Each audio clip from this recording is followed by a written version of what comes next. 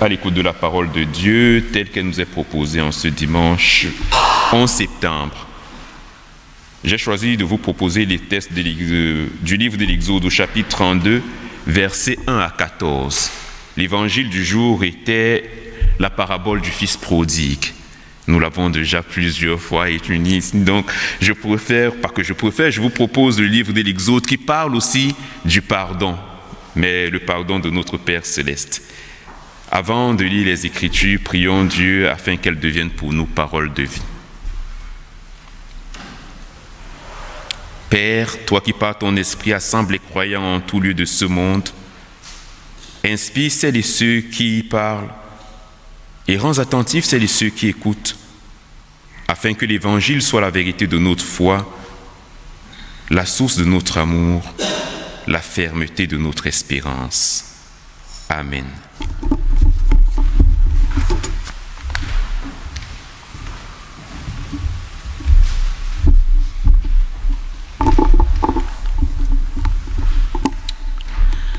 Le peuple, voyant que Moïse tardait à descendre de la montagne, s'assembla autour d'Aaron et lui dit : « Allons, fais-nous un Dieu qui marche devant nous, car ce Moïse, cet homme qui nous a fait sortir du pays d'Égypte, nous ne savons pas ce qu'il est devenu. » Aaron leur dit : « ôtez les anneaux d'or qui sont aux oreilles de vos femmes, de vos fils et de vos filles, et apportez-les-moi. » Et tous ôtèrent les anneaux d'or qui étaient à leurs oreilles, et ils les apportèrent à Aaron. Il les reçut de leurs mains, jeta l'or dans un moule, et fit un veau en fonte. Et ils dirent : « Israël, voici ton Dieu, qui t'a fait sortir du pays d'Égypte. » Lorsqu'Aaron vit cela, il bâtit un autel devant lui et il s'écria : « Demain, il y aura une fête en l'honneur de l'Éternel. » Le lendemain, ils se levèrent de bon matin et ils offrirent des holocaustes et des sacrifices d'action de grâce. Le peuple s'assit pour manger et pour boire. Puis, ils se levèrent pour se divertir. L'Éternel dit à Moïse : « Va, descends, car ton peuple que tu as fait sortir du pays d'Égypte s'est corrompu.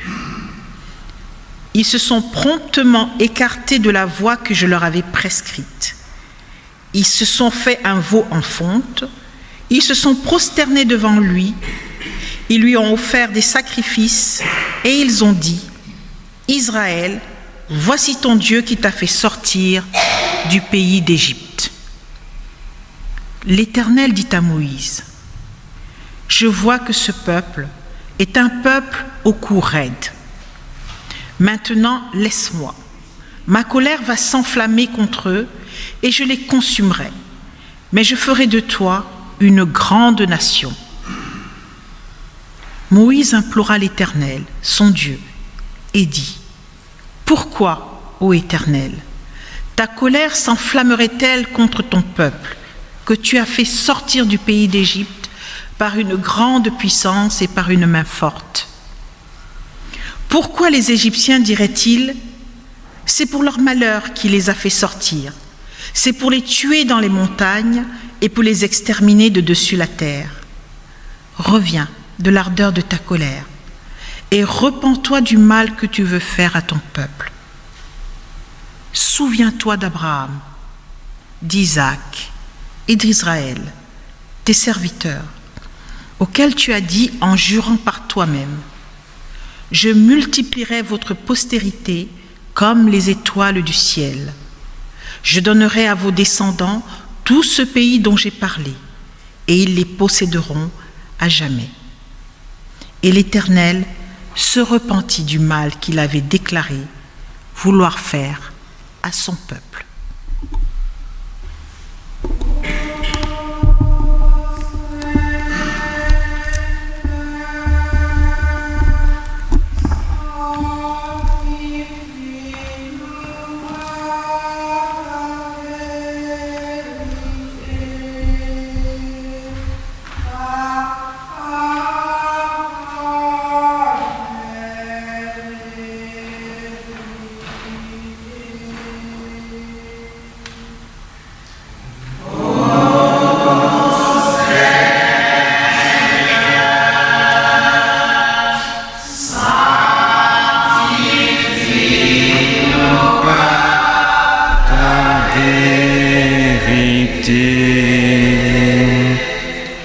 Ta parole est vérité.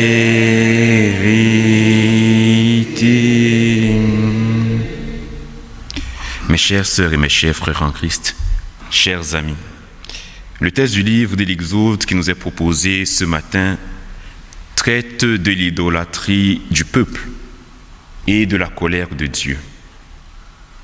D'une façon générale, la colère de Dieu dans l'Ancien Testament est une histoire qui se termine souvent par un châtiment absolu, sans limite. Rappelons-nous du déluge du temps de Noé, ou du feu qui détruisit les villes de Sodome et de Gomorrhe. Mais le récit de ce matin se termine plutôt bien, très bien même.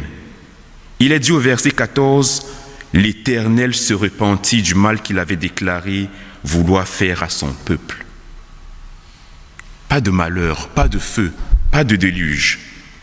En fait, on se rend compte que rien ne saurait remettre en question le plan de Dieu, ni l'empêcher de s'accomplir. Son plan d'être avec son peuple, de sauver son peuple et de le conduire jusqu'à la terre promise. La trahison du peuple, la chute d'Aaron, même la colère qui est attribuée à Dieu ne peut faire obstacle à la volonté de Dieu qui est d'habiter au milieu de son peuple. Cette histoire nous montre que le dessein de Dieu qui est de sauver l'humain se poursuit implacablement, infailliblement, indépendamment de l'attitude que les hommes et les femmes peuvent adopter à l'égard de Dieu, indépendamment de notre trahison, indépendamment de notre péché. Le Seigneur nous sauve, il veut nous sauver. C'est l'histoire du peuple d'Israël, délivré par la main puissante de l'Éternel d'Égypte et conduit par Moïse. Rappelons-nous tous les miracles que l'Éternel a accomplis pour sortir son peuple d'Égypte. Les 10 plaies qui ont frappé l'Égypte, la traversée de la mer Rouge à sec, la manne qui est tombée du ciel pour les nourrir dans le désert, la colonne de feu qui les conduisait dans la nuit et la colonne de nuit pendant la journée, afin qu'ils retrouvent leur chemin.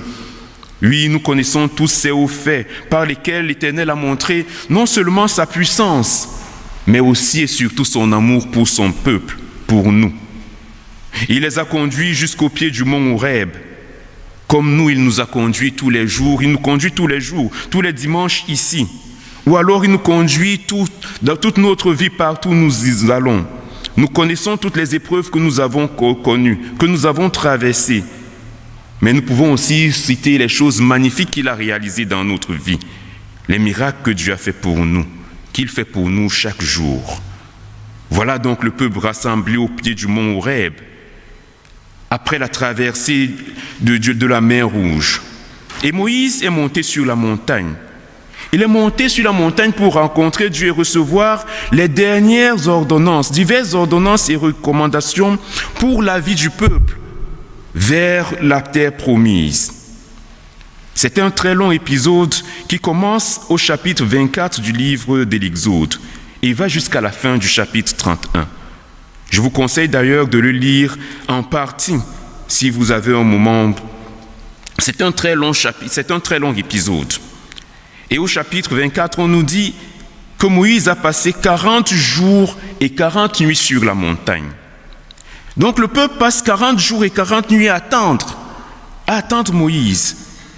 À attendre Moïse dans la chaleur du jour, parce qu'ils sont dans le désert. À attendre Moïse dans le froid de la nuit. On trouve donc normal que le peuple s'impatiente au bout de 40 jours d'attente. Où est passé Moïse? Tiendra-t-il sa promesse? Ne serait-il pas mort sur la montagne? Qu'allons-nous devenir? Et si nous nous étions trompés en acceptant de suivre Moïse et son Dieu loin d'Égypte? Et si Moïse et son Dieu nous avaient abandonnés en plein désert?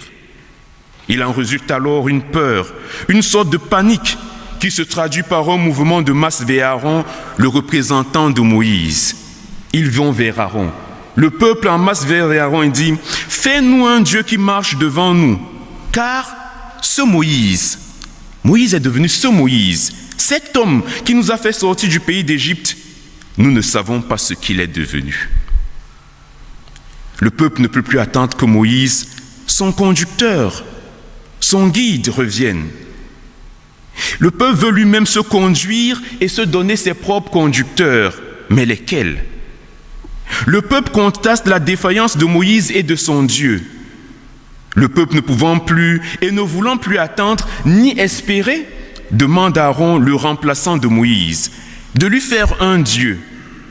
Et Aaron, voulant satisfaire le peuple, voulant préserver peut-être la paix sociale au sein du peuple qui murmure déjà, parce qu'on nous dit que le fait masse vers Aaron, se voit obligé de répondre positivement à l'exigence du peuple.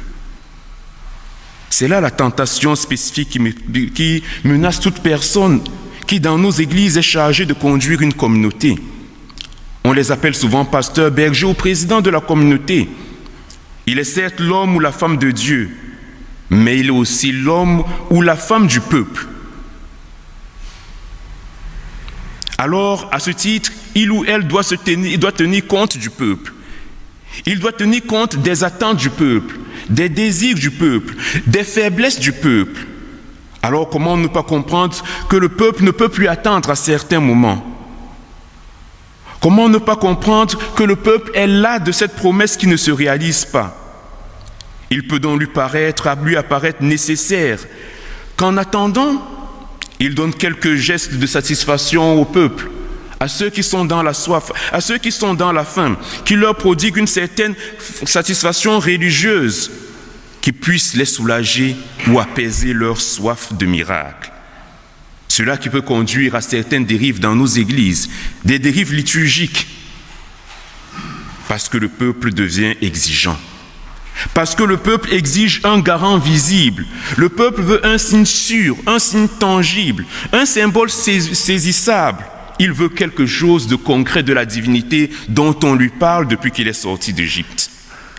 Il ne se contente plus d'Aaron depuis que Moïse est monté il y a 40 jours sur la montagne. Il veut finalement le représentant, il veut vraiment Dieu lui-même. Il ne veut plus son représentant. Il veut le Dieu visible, il veut un Dieu à portée de main, un Dieu qu'il peut toucher. Il en a assez d'entendre les paroles sur Dieu, ce Dieu, de la bouche de ses représentants, que sont Moïse et Aaron, de ses prédicateurs, même s'ils sont brillants. Il veut quelque chose pour ses yeux. Il ne veut plus quelque chose rien que pour ses oreilles ou pour son esprit. Car ce Moïse, dit-il, cet homme qui nous a fait sortir du pays d'Égypte, nous ne saurons pas ce qu'il est devenu. Et s'il dit ça de Moïse, le représentant de Dieu, nous ne savons pas ce qu'il est devenu, il dit la même chose de Dieu. Nous ne savons pas ce qu'il est devenu notre Dieu. L'exigence du peuple est légitimée par le fait qu'on ne sait pas ce qu'est devenu Moïse. Ce Moïse, cet homme, est dit avec une nuance de mépris. Ce Moïse, qui nous a fait sortir du pays d'Égypte. Certes, on reconnaît un fait passé, il nous a fait sortir du pays d'Égypte. Mais actuellement, cela n'a plus de portée. Au vu de notre souffrance, au vu de notre détresse depuis 40 jours, au vu de notre souffrance dans ce monde, par la maladie, la misère, on a tout oublié. On a de nouvelles exigences qu'on voudrait satisfaire tout de suite. Parce qu'on s'impatiente, parce qu'on réclame quelque chose de concret, une preuve visible et peut-être éblouissante de la présence de Dieu, de son existence, de son action dans nos vies. Alors on exige des miracles, des prières qui nous fassent sortir de la maladie. De même, l'Église qui ne veut plus attendre le retour de son Seigneur, l'Église qui a perdu toute espérance, pourra peut-être reconnaître que Jésus était un grand homme, une grande personnalité religieuse, qu'il a fait des choses magnifiques, miraculeuses. Mais ceci ne restera qu'un souvenir dans le passé, une légende, un mythe peut-être. L'Église va donc se lancer dans la recherche d'un Dieu visible pour ces chrétiens exigeants, d'un Dieu tangible, docile aussi, d'un Dieu à son service. De ce Jésus qui lui donnera d'accomplir des miracles dans la vie des femmes et des hommes de ce monde. La seule évocation du nom de Jésus suffira à guérir les malades, à donner un emploi à ceux qui n'en ont pas, à apporter la prospérité.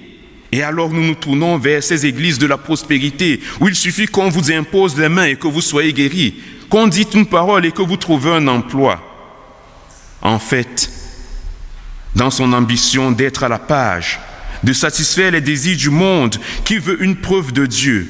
Dans son ambition de répondre aux besoins modernes ou aux questions contemporaines, l'Église va en réalité mépriser le nom de Jésus, mépriser celui qui est l'image de Dieu, la seule image invisible de ce Dieu qui est insaisissable, de ce Dieu que nous ne voyons pas, mais qui est présent par l'espérance qu'il nous donne.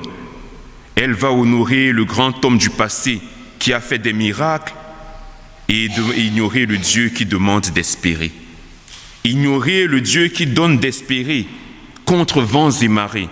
Le Dieu qui nous donne des victoires que nous ne comprenons pas, mais que nous vivons.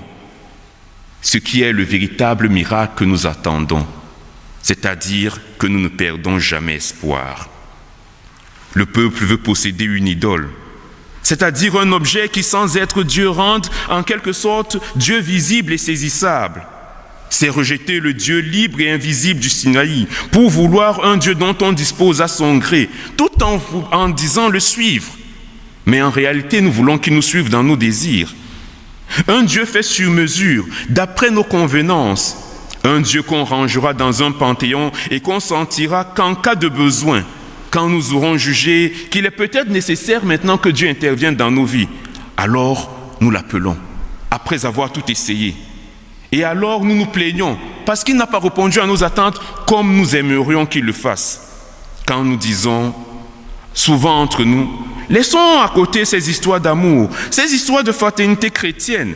Laissons-nous, pouvons nous défendre nous-mêmes. Défendons nos tribus, notre peuple, notre race peut-être, contre cette horde d'envahisseurs qui ne respectent plus nos coutumes, notre héritage chrétien. Défendons-nous tout seuls. Ne parlons plus de ça. Ne parlons plus de christianisme ou d'autre chose. Il s'agit de nous. Nous pouvons le faire tout seuls. Abandonnons Dieu. Et voilà la première rébellion du peuple d'Israël et de nous-mêmes. Parce que nous choisissons notre Dieu et repoussons celui qui nous a appelés. Parce que nous avons voulu être comme les autres. Nous avons rejeté le Dieu qui a promis de faire de nous une grande nation comme il a promis au peuple d'Israël. Ce peuple était un petit peuple nomade. Il ne représentait rien dans le Moyen-Orient de l'époque. C'était juste une bande de nomades bergers. Ils se rebellent contre leur Dieu, contre notre Dieu. Nous nous rebellons avec le même mot d'ordre. Trop, c'est trop. Nous avons trop attendu. Il faut prendre notre destin entre nos mains et faisons-nous un Dieu qui marche devant nous. Et au mieux même, un Dieu qui nous suit dans nos désirs.